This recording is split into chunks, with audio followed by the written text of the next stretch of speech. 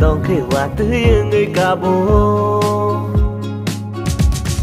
cô bon cha si ai bị sinh go chừng cứ nơi cô bố này tung lại yo mà sinh đi nó ba cứ chẳng go nâng ba ya rồi mùi mà hình khé tông thô go shashi đi ui cha cô thái tông ghi ni đi khani bê bư sự tông hay sẽ chung nâng ani lama nâng no ani shama cha du